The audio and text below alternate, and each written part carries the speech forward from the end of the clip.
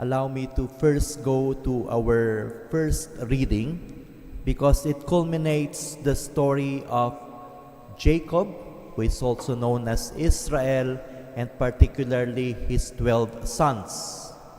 We have read throughout the week that Joseph was the favorite. His brothers became jealous.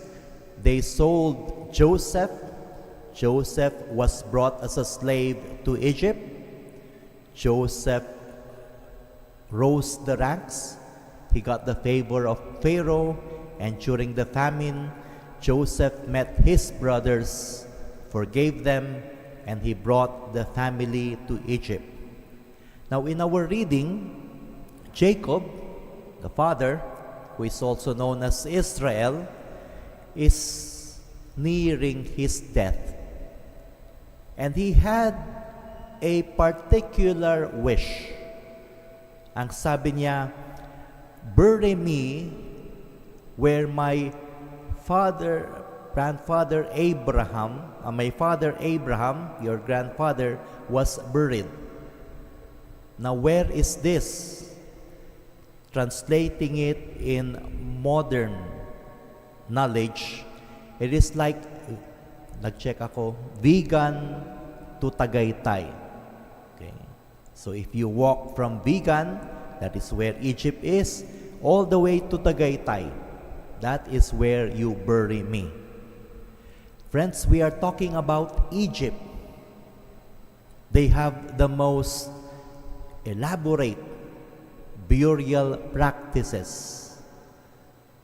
Most of the pyramids, the wonder of the world, are tombs.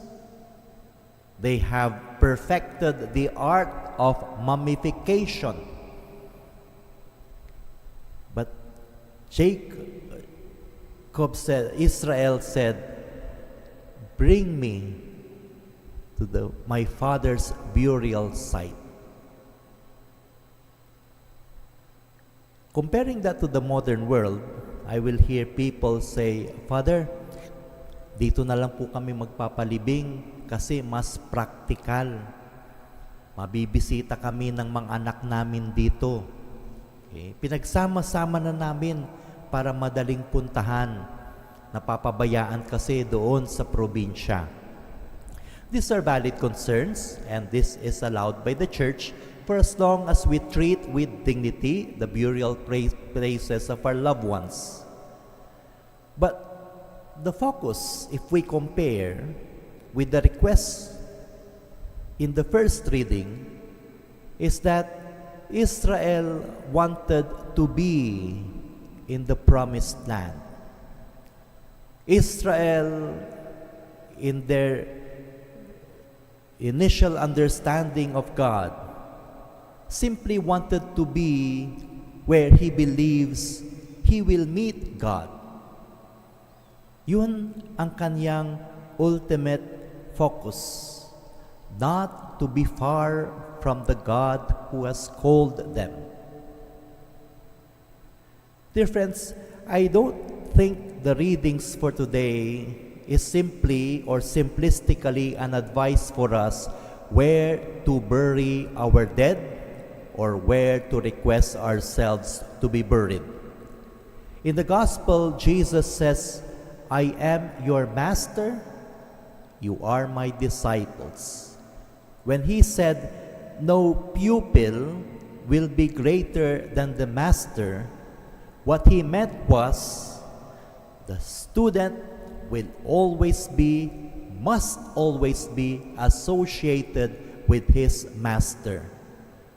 The moment the pupil disassociates himself, distances himself from his master, that is the moment the pupil will go astray. Be close to the God who calls you. Be close to the teacher who guides you. Be close to the one who has given you mission. And so combining the first reading and the gospel, the simple invitation for us is never to be far away from God. If we are nearing death, we should always be near God. If we are strongly alive, we should always still be associated with God. Forever His disciples, forever His followers, forever listening to God's will, and forever finding meaning in the vocation, in the life, in the ministry God has given us. Our prayer is that we may never be far away from our teacher. Our prayer is that we may always heed His invitation. Our prayer is wherever we may find ourselves in life or in eternal life, wherever that may be, it should always be defined as closely related, associated, following God.